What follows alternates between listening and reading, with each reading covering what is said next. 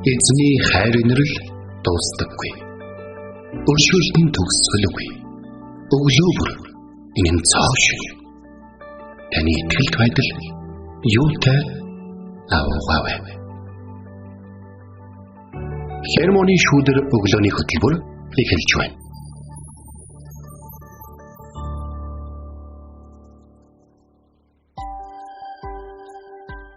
Өглөөний мэнд. Итгэл радиогийн эфирээс хермоны шүүдэр өглөөний хөтөлбөр инхүү эхэлж байна. Эфирт пастор Сайна болон хөтлөгч Билгэнээр ажиллаж байна. Сонсогчдаа сайхан амарсан уу, танд өглөөний мэндийг хүргье. За өнөөдөр маш гоё нартай цэлмэг өдөр байх юм байна. Тэгээ ямарс нөө бүтээгч үүлгүй тэнгэр байна. Тэг нэг хөх тэнгэр гэдэг нь авшиг байна. Тэгээ өнөөдөр 10 химийн дулаан өдөр. Өмнө дандаа хөтөн өдөр гэдэг байсан бол одоо 10 химийн дулаан өдөр бидний өгтөж байна. Тэгээ маш сайхан нарлаг өглөө бидний өгтөж байна. Тэгээ энэ гахалтай өглөө бас би яг нэг үгийг уншижээ. За.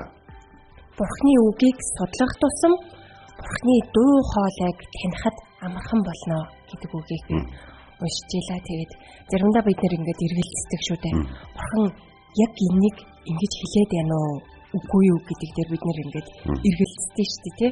Тэгээд харин үгийг нь судлах тусам бид нэр Бурхны дуу хоолойг таньдаг болтгоо гэд тэгжсэн. Тэгээд Бурхан хэлж байгаа гэр нь яг яаж мэдэх вэ? За Бурхан өөрийгөө хинбэ гэдгийг бас өөрийнхөө хэрхэн ярьдаг вэ? Юунд дуртай, юунд дургүй вэ? Өөрийгөө ямар хуу одоо мөн чанартай гэдгийг бол үнэхээр бичээсээр дамжуулж үлдээсэн байна. Онцгой тохиолдолд Бурхан өөрөө үзэгдэж бол bijсэн. Гэхдээ нэг зүйлийг бол ойлгосон. Одоо гитлэл номын тэр хүмүүс хэрэв Бурхан өөрөө шууд бичлэн бүх ард түмэнтэй уулзсан бол ихэнх нь үхэж магадгүй гэдгийг бол ойлгосон учраас Бурхан өөрийнхөө сонгосон үгсээр дамжуулан ярьдаг. Үгийг нь мэдчих яах юм бол ийм юмыг асуугаад чирэггүй гэдгийг бид мэдчих яах вэ? Үгийг нь мэдчих юм бол бид ийм юм дээр бид тууштай байх хэрэгтэй. Тэгжээж Бурхан биднийг дэмжинэ гэдгийг мэдчих. Тэгээд бас нэг одоо нэг цаанаасаа яг нэг юм мэдрэмж өгдөө шүү дээ.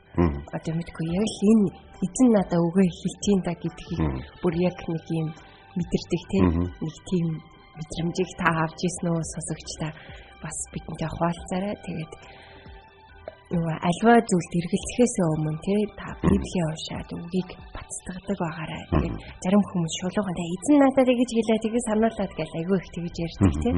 Тэгээд тэр бүхэн нь яг Библиэлд хэлэгдсэн яг эзний үгийн дагуу байх болтугай. Тэгээд Бурхны үгийг сонсдог байцгаая. Тэгээд өнөөдөр маш гайхалтай нэг магтаалын дуу сонссон. Энэ бол нөгөө амьд үг чуулганаас гаргасан та бол гэрэл гэд. Амен. Магтан дууны цомог гаргасан шүү дээ тий. Тэгээд энэ дууны яг та бол гэрэл хэмээх дууг энэ өглөө явуулах гэж байна. Тэгээд үүнтэй холбоотой тэгээд үгийн цагаараа бид нэр гэрэлтэй холбоотой маш чухал үгийг суралцах болно. Тэгээд энэ цагт хамтдаа эзнийг магтцгаая.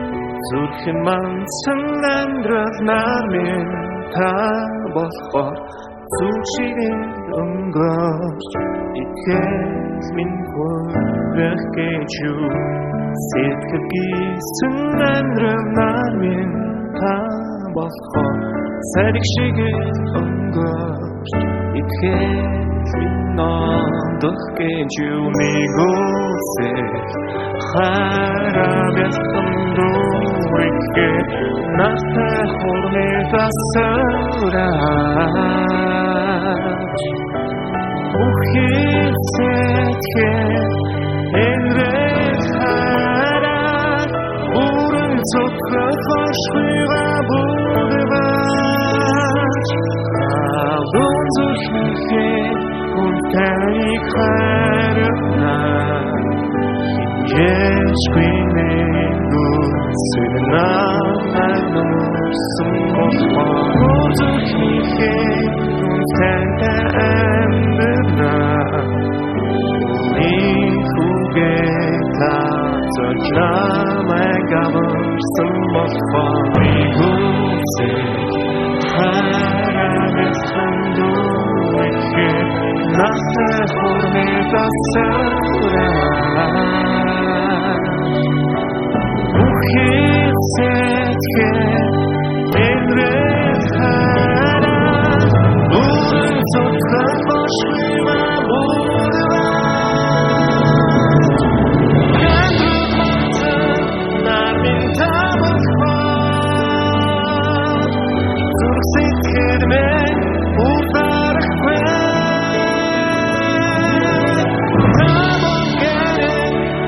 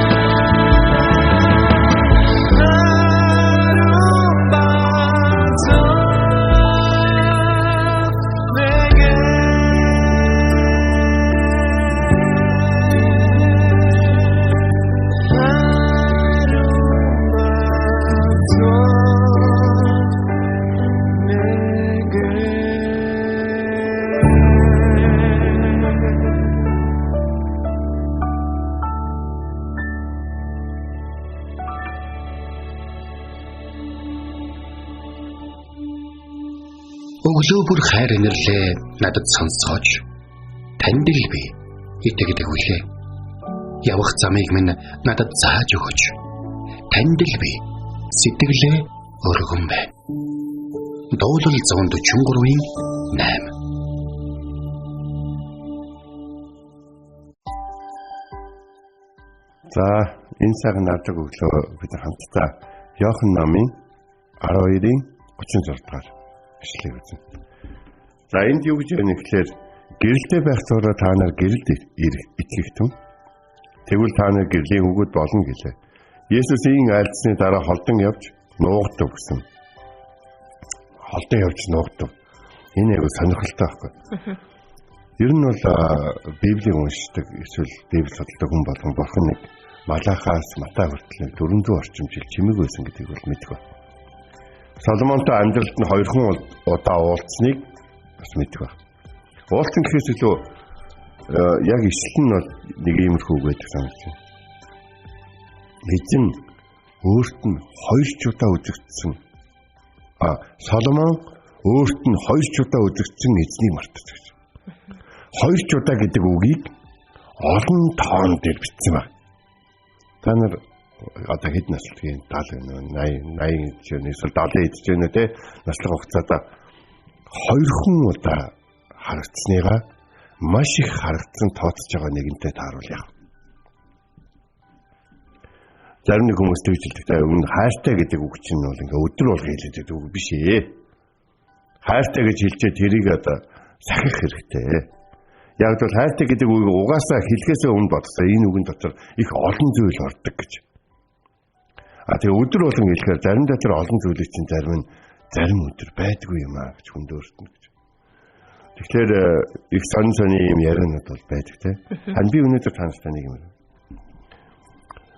Бурхан үргэлж хүмүүстэй байсан, тантай хамт байсан, бид хоёртой хамт байсан, бидэнтэй хамт байсан, бидний үр хүүхдүүд болон бидний өвөг дээдстэй хамт байсан. Бурхан тэдэнтэй хамт байж байгаа. Заримдаа тэдэнд маш их үгийг өгч, тэдэнд маш их өөрийгөө ойлгуулж, тэднийг маш их хэрэгжилж ингэж байснаа Бурхан гинт оролцоогоо цэг гэж татчихдаг. Би 3 хүү өсгсөн. За хүүгүүдээ өсгөж явах үед надад нэг юм арга байсныг саяхан Facebook дээр нэг жижигхэн бичлэг явуулж илээ. Тэр бол юу гэхээр тэд нөгөө хөлд орж явахдаа унаа штэ. Ямар нэгэн бэртэж гимтэлгүйгээр унах юм ба унангуудаа тэд чи өөлөд ирхэх гэдэг баг тийм үү? Их нартайгаа нийлээ хараагүй царах. Ачиж шиг. Тэгэхээр тэд нар ингээд маага өөлжсэн гинт ер нь шал дими юм даа. Босоо дөө тэ өөлөд сонсож байгаа. Ч юм алга хурж ирээд авах ч юм алга босоод ингээд ер нь бол өстэй хүүхэд бол 250 орчим удаа унжээж хөлд ордог. Тэрний хөлд оруулагч гэдэг юм байгаад шүү дээ. Хуурамч тэнцвэрлэгч. Тэр заримдаа хүүхдүүдийн амьдрал бас жоохон байрлна гэж. Тэгэл би өнөөдөр нэг зүйлийг таахантай олцсон. Гэрэлтэй байх зэрэг та нар гэрэлд итгэхтэн тэгвэл та нар гэрлийн өгөөд болно. Ингэж хэлснийхаа дараа Есүс нуугдав. Энэ ингэж хэлснийхаа дараа Есүс нуугдав гэдэг хэсгийг бид бүгдээрээ гэрэлтэж байна. Бид бүгдээрээ гэрэлтэй. Бид бүгдээрээ гэрлийн хүүхдүүд гэж явж идэл. Гэнэт жинхэнэ гэрэл гаргаж байгаа нэг нь нуугдахад танаас гэрэл гарч байгаа юу гэж. Бид нэг ийм олон дотор ингэж явж те олон дотор анзаарахдаггүй сайн хүмүүсийн дотор сайн хүн болж явж гимтэмгүй амьдардаг хүмүүсийн дотор гайгүй хүмүүсийг явж амьдрахын оронд яг Бурхны өмнө яг анцаараа байхдаа би гэрлүү надаас гэрэл гарч байгаа юу? Би энэ асуудлыг эзэнтэй хэдэн шийдэх гээд байгаа юм бэ? Энэ асуудлыг шийдэхгүй бол эзэн надад энэ миний эргэн тойронд байгаа хүмүүст өгж байгаа ивэл ерөөл энэ эргэн тойронд болж байгаа хүмүүсээр дамжуулан өөрийгөө гэрчлээ өгөхгүй юм шиг байна. Би эзэнтэй хамт байхдаа, цуглаан дээр байхдаа, хүмүүстэй хамт байхдаа гэрэлтээд босод үед хүмүүс бүгд байхгүй болох үед ер нь надад гэрэл байна уу гэдэг асуултыг өнөөдөр би одоо сонсогч болов та бүхний өөрөөсөө асуугач гэж хэлмээр. Есүс хэлсэн байхгүй. Хүнийхөө би газраас өргөдөж бүх хүнийг өөртөө татна гэж хэлсэн. Тэгсэн чинь бас нөгөөдөл чинь Есүс эргэн тойронд байсан хүмүүс бас эзний үгийг сонссоор гад бас зарим нэг юм мэддэг болчихжээ. Христ мөнхөд байна гэж бид хуулиас сонссон байтал Христ дээшээ өргөгдөнө гэж та юугаар яриад байгаа юм бэ гэж. Тэгээ хүний хүү чи одоо хин юм бэ гэж хэлэхэд хоромхон хугацаанд гэрэл та нарын дунд байна. Та нарын харанхуй нөмрөн авахгүй тул гэрэлтэй байх зур явахтун харанхууд явах чинь хаашаа явахаа мэдэхгүй гэж хэлсэн. Тэгэхээр та нар амьдралынхаа гэрлийг байх үед хүмүүстэй хамт байх үед эсвэл бурхан тантай хамт байх яг тэр үед өөрийнхөө дотоод зүрх сэтгэл рүү гүн гүнзгий явагдана гэж. Та нар ивэлтэй байхдаа амьдралынхаа танарт одоо саад болдог муу туршил болон гим нүгэл тэдгээр зүйлүүдийг мартах гэж оролдохын оронд гэрэл гэгээтэй тийм байхдаа харанхуй ирэх үед буцаад харанхуй болж болохгүй гэдгийг ойлгосон хүнийхээ хувьд амьдралынхаа бүхий л гүн гүнзгий эсгүүдэд гэрэл тусгагдав. Та нар харанхуй нөмрөн авахгүй тул гэрэлтэй байх зур явагдсан гэж хэлсэн. Гэрэлтэй байх зур явагдсан гэж хэлнэ гэдэг чинь тухайн үед нэг одоо шиг замын гэлмэл гэж байхгүй шүү дээ.